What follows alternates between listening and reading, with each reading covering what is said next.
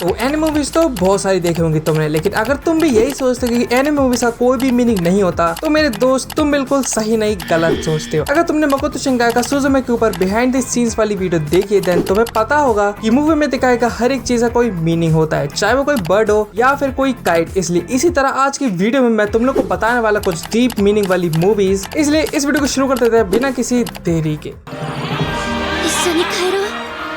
तो एक masterpiece but underrated anime movie जिसका नाम है ड्रिफ्टिंग होम। तो बेसिकली मूवी बहुत ही ज्यादा डीप कॉन्सेप्ट को कन्वे करती है, like everything changes by time and we have to let go of past in order to embrace the future. Meaning time के साथ सब कुछ बदल जाता है, चाहे वो कोई फ्रेंडशिप क्यों ना हो, लेकिन हमें अपने पास्ट को भुलाना ही पड़ता है अगर हमें अपने फ्यूचर को एक्सेप्ट करना है तो। लेकिन इसमें से जो पावरफुल फ्रेंडशिप होती है वो कोई ना कोई तरीका ढूंढ लेती है सर्वाइव करने का। एंड आई नो काफी सारे लोगों को मेरी बात समझ में नहीं आ रही होगी, बट जब तुम मूवी देखोगे तब तुम्हारे सब कुछ समझ में आ जाएगा। तो स्टोरी फॉलो करती है नात्सुमे और कोसुके को, जो कि दोनों ही बेस्ट फ्रेंड थे। बट एक दिन ये दोनों और इनके दोस्त एक अपार्टमेंट में जाते हैं और उसके बाद वो पूरा अपार्टमेंट एक समुद्र में तैरने लग जाता है। इसलिए वक्त तुम लोग को देखने की आगे जाके क्या होने वाला है इन लोगों का, कि ये लोग अपने घर वापस जा पाएंगे या फिर उससे पहले कुछ ऐसा हो जाएगा जो कि होना नहीं चाहिए था। और तुम लोग इसे नेटफ्लिक्स पर भी देख सकते हो या फिर इंटरनेट की मदद से भी देख सकते हो, लेकिन हाँ, इस वाली मूवी को बिल्कुल भी मिस मत कर देना।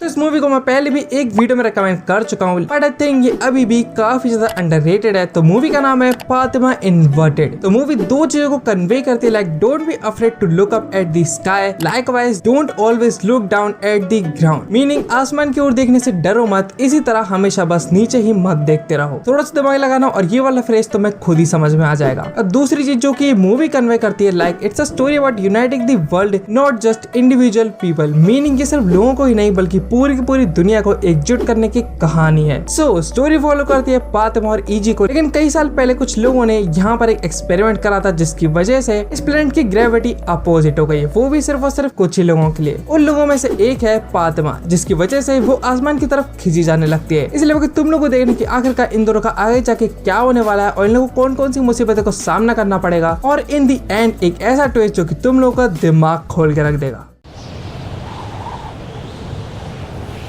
तो हाल ही में रिलीज हुई एक नेटफ्लिक्स एनिमे मूवी जिसका नाम है माय ओनी गर्ल। पहले देखा जाए तो मूवी का मेन कॉन्सेप्ट उन लोगों के ऊपर है जो कि अपनी फीलिंग्स को छुपा कर रखते हैं और अपने रियल फीलिंग्स को एक्सप्रेस नहीं कर पाते। और देखा जाए तो ये एक मैसेज भी है जो कि मूवी के थ्रू दिया गया है, लाइक हमें अपनी फीलिंग्स को छुपाने के बजाय स्ट्रेट फॉरवर्ड बात करनी चाहिए। सो स्टोरी फॉलो करती है हिरागी और सुमुगी को, और इसमें जो सुमुगी है वो एक ओनी है। अब जिनको नहीं पता उनको मैं बता दूं कि ओनी कौन होते हैं। तो ओनी एक तरह का क्रिएचर होता है जिसके सिर पर हॉर्न्स होते हैं, and they are also known as demons of Japan. So back to the point. तो सुमुगी अपनी मदर को ढूंढने निकलती है और इस जर्नी में उसकी मदद करता है हिरागी। इसलिए अब अगर तुम लोग देखेंगे क्या सुमुगी अपनी मदर को ढूंढ पाएगी या फिर नहीं। और मूवी थोड़ी सी गिबली स्टूडियो वाली वाइब देगी, लाइक मूवी में दिखाया गया स्नो गॉड्स स्पिरिट अवे में दिखाए गए नो फेस मॉन्स्टर की तरह लगते हैं। और मजे की बात ये है कि ये वाली मूवी तुम लोगों को हिंदी डब में मिल जाएगी। इसलिए अगर तुम लोग सुपरनेचुरल और कॉमेडी से भरी हिंदी एंड मूवी देखनी है तो इस वाली मूवी को जरूर से चेकआउट कर लेना। सो हिडन मैसेजेस से भरी एक मूवी जिसका नाम है the eternal two summer the exit of goodbyes. देखा जाए तो मूवी में कई सारे मैसेज है जो कि तुम्हें तभी पता चलेंगे जब तुम इस वाली मूवी को पूरे अटेंशन के साथ देखोगे। बट मैं सारे मीनिंग्स तो नहीं बता सकता, इसलिए मैं सिर्फ कुछ ही मीनिंग्स बताऊंगा, like we should not cling to the past but look into the future to move forward. Meaning हमेशा पास्ट में जीने से कुछ नहीं होगा, उससे उठकर हमें अपने फ्यूचर पर ध्यान देना चाहिए अगर हमें आगे बढ़ना है तो। सो स्टोरी फॉलो करती है काओरू और आंजू को, जो कि दोनों एक मैजिकल टनल में जाते हैं जिसका नाम है ओराशिमा टनल, जो कि कोई भी विश को पूरा कर देता है, लेकिन बदले में वो उस इंसान की लाइफ स्पैन लेता है। और यहीं पर इसी टाइम ये मूवी हमें एक और मीनिंग समझाती है जो कि है मीनिंग ऑफ पेशेंस। क्योंकि मूवी में आंजू काओरू के लिए 8 साल वेट करती है बिकॉज काओरू आंजू से दूर चला जाता है, not bye death but by time. Well देखा जाए तो मूवी हिडन मीनिंग से भरी हुई है, बस इंतजार है तो उन्हें अनफोल्ड करने का। और मेरी तरफ से हाईली रिकमेंड होने वाली है ये वाली एनिमे।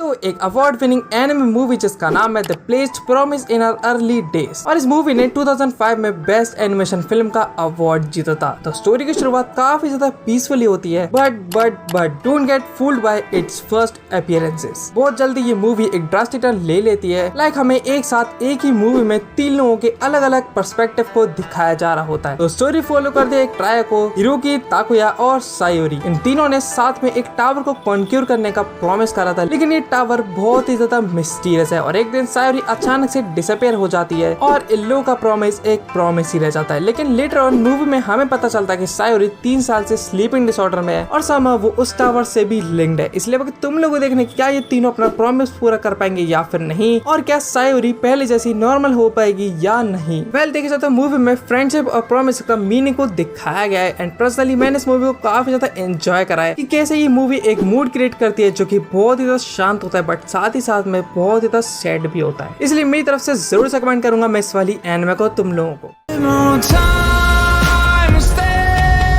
तो एक ड्रामा और रोमांस से भरी एनिमे मूवी जिसका नाम है हेलो वर्ल्ड। तो ये मूवी बीच बीच में काफी ज्यादा कंफ्यूजिंग होती चली जाएगी और तुम बस यही सोचते रह जाओगे कि आखिरकार ये हुआ गया, स्पेशली इसकी एंडिंग। तो मूवी फॉलो करती है नाओमी और रूरी को, और इसमें से जो नाओमी है वो एक इंट्रोवर्ट है और रूरी को अप्रोच करने से डरता है, इसलिए उसकी मदद करने आता है उसका फ्यूचर सेल्फ यानी कि फ्यूचर नाओमी, जो कि प्रेजेंट नाओमी की मदद करेगा और धीरे धीरे रूरी को अप्रोच करेगा। बट सवाल ये है कि क्या फ्यूचर नाओमी सच में प्रेजेंट नाओमी की मदद करने आया है या फिर उसका कोई दूसरा मोटिव भी है, जो कि हमें आगे जाके देखने को मिलने वाला है। अब बात कर लेते हैं थोड़ी सी इसकी एनिमेशन के ऊपर। अब ये बात करना है जरूरी इसलिए है बिकॉज़ ये पूरी की पूरी मूवी CGI पर बेस्ड है, मतलब ये 3D मूवी है। अब जिनको CGI से नफरत है वो इस वाली मूवी को नहीं देखो, तुम लोग के लिए ज्यादा अच्छा है। अगर बात करें इस मूवी के मीनिंग की, देन इस मूवी में पावर ऑफ लव को काफी अच्छी तरह से प्रेजेंट करा गया है, और जब इस मूवी का प्लॉट खुलेगा तब तुम लोग का दिमाग काम करना बंद कर देगा। इसलिए अगर तुम एक साइंस फिक्शन और रोमांस से भरी एनिमे मूवी देखनी है तो फिर इस वाली मूवी को बिल्कुल भी मिस मत कर देना।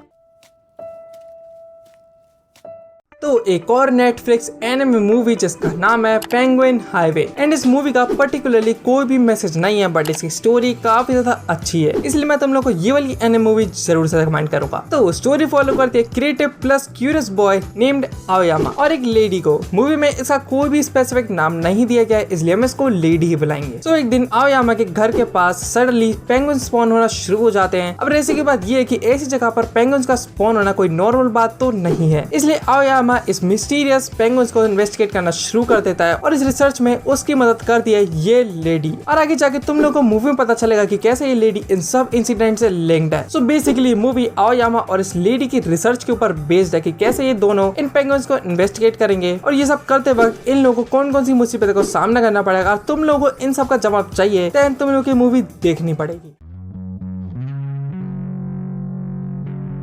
तो एक म्यूजिक और टाइम ट्रेवल वाली एनिमे मूवी जिसका नाम है हर ब्लू स्काई। तो स्टोरी फॉलो कर दिया हाई स्कूल स्टूडेंट आई को और उसकी बहन यानी कि आकाने को। अब आगे जाके ये मूवी में अनफॉर्चुनेटली आई के पेरेंट्स की डेथ हो जाती है और फिर आकाने आई को लेकर टोक्यो चली जाती है। अब यहाँ पर दिक्कत ये थी कि वहाँ पर रहता था आकाने का बॉयफ्रेंड जिसका नाम था शिनो, लेकिन दूर जाने की वजह से इन दोनों ने एक दूसरे को सालों तक नहीं देखा। लेकिन लेकिन लेकिन एक दिन आई मिलती है 18 साल पुराने वाले शिनो से। अब यहाँ पर सवाल ये है कि यहाँ पर शिन आया कैसे, और वो भी 18 साल पुराने वाला। सो फॉर काइंड इन्फॉर्मेशन ये एक स्पिरिट होती है जो कि पीछे रह जाती है जबकि लिविंग बीइंग्स आगे निकल जाते हैं। सो स्टोरी कन्वे करती है कि some dreams are never forgotten and there may be a chance to recapture them if one were willing to take a step. मतलब कुछ सपनों को भुलाया नहीं जा सकता और शायद से कभी तुम्हें एक चांस मिले अगर तुम एक कदम आगे बढ़ाने के लिए तैयार हो तो। एंड अब वक्त आता है एक्स्ट्रा मूवी का जो कि 28 जून को रिलीज होगी जिसका नाम है लुक बैक। वेल देखा जाए तो मूवी काफी ज्यादा चर्चा में है एनिमे कम्युनिटी में, और मैं भी इस वाली मूवी को तुम लोग को जरूर से कमेंट करूंगा। वेल अब ये रिलीज नहीं हुआ है इसलिए मेरे पास इसके लिए कहने को कुछ भी नहीं है। सो अब वक्त आता है इस वाली वीडियो को एंड करने का, इसलिए इस वीडियो को लाइक कर दो, चैनल को भी जल्दी सब्सक्राइब कर दो, और मैं तो चला एक और धमाकेदार एनिमे वीडियो बनाने के लिए। तब तक के लिए गुड बाय।